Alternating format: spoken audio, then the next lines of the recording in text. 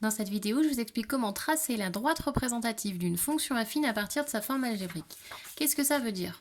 On va nous donner la formule, la forme algébrique d'une fonction, donc ici par exemple f de x est égal à 2x moins 1, et on va nous demander de représenter cette fonction dans un repère. Donc ici nous voyons une fonction affine, on la reconnaît à sa forme algébrique, on sait que sa représentation graphique va être une droite. Pour tracer cette droite, on va commencer par placer le nombre qui est ici. Ce nombre-là, c'est l'ordonnée à l'origine. C'est l'endroit où notre droite va couper l'axe des ordonnées. C'est-à-dire que notre droite, qui va être comme ça, elle va couper l'axe des ordonnées ici à moins 1. Donc ce point-là, le point qui est à moins 1 sur l'axe des ordonnées, est sur la représentation graphique de ma fonction. Je continue, maintenant je vais utiliser le 2 qui est le coefficient directeur de la droite pour ce 2-là. Je pars du point que je viens de placer. Je me déplace de 1 vers la droite. On se déplace toujours de 1 à droite. Et ensuite, étant donné que j'ai un 2 qui est positif, je vais monter. Et je vais monter de combien? Je vais monter de 2.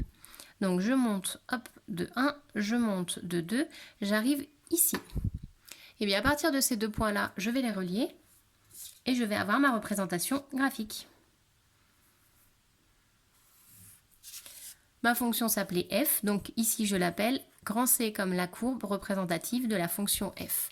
On a bien le coefficient directeur qui est de 2, je suis montée de 2 ici, et l'ordonnée à l'origine qui est de moins 1, puisque ma droite, elle coupe l'axe des ordonnées à moins 1. Je fais sur un deuxième exemple. J'ai ici une fonction g qui a pour forme algébrique moins 3x plus 2. Je reconnais une fonction affine, ça se voit à sa forme algébrique, donc je sais que je vais devoir tracer une droite. Je commence par placer un premier point, le point ici. Le nombre ici plus 2 m'indique que ma droite va couper l'axe des ordonnées à plus 2. Le nombre qui est ici, donc, c'est ce qu'on appelle l'ordonnée à l'origine. L'ordonnée à l'origine, c'est l'endroit où votre droite coupe l'axe des ordonnées. Donc à plus 2. À partir d'ici, je vais appliquer le coefficient directeur moins 3. Comment je fais? Je me déplace de 1 vers la droite. On se déplace toujours de 1 vers la droite. Et à partir de ce point-là, verticalement, je vais descendre puisque j'ai un coefficient qui est négatif. Et je vais descendre de 3 puisque je suis à moins 3.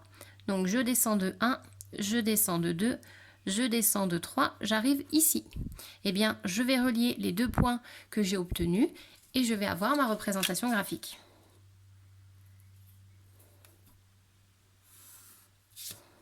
Que je vais appeler grand C comme courbe et petit g pour dire que c'est la courbe représentative de la fonction g. J'ai placé mon ordonnée à l'origine ici en premier à plus 2 parce qu'ici j'ai plus 2 et à partir de là j'applique ma méthode des petits nuages en descendant de 3 parce qu'ici j'ai un moins 3. Je le fais sur un dernier exemple. Ici on a une fonction qui a pour forme algébrique h de x est égal à moins x moins 2. Donc ici on reconnaît que c'est une fonction affine, donc on sait qu'on va devoir tracer une droite. Je commence par le moins 2.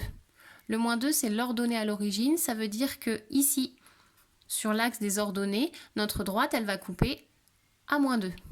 Ensuite, je vais appliquer ici le coefficient directeur. Alors, il n'y a pas de nombre, il y a juste ce moins. Ce moins signifie qu'on est à moins 1. Le 1 ne servant absolument à rien, il n'est pas écrit dans la forme algébrique, mais nous, on sait qu'il est là quand même. Donc, je vais utiliser ma méthode des petits nuages. À partir de ce point-là, on part toujours de notre ordonnée à l'origine.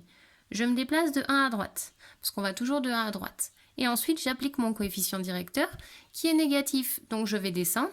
Et je descends de combien? Je descends de 1, puisqu'ici, je suis à moins 1. J'arrive là. Eh bien, je n'ai plus qu'à relier ces deux points-là pour obtenir ma représentation graphique. Cette droite, je l'appelle grand C comme courbe et petit h pour dire que c'est la courbe représentative de la fonction h. Nous avons bien une droite qui représente donc une fonction affine, ça marche, ça correspond. On a le moins 2 au niveau de l'axe des ordonnées qui correspond au moins 2 ici qui est l'ordonnée à l'origine. Et on a, quand on se déplace de 1 à droite, ça nous fait descendre de 1 qui correspond au coefficient directeur de la droite. Voilà, maintenant c'est à vous d'essayer de le faire.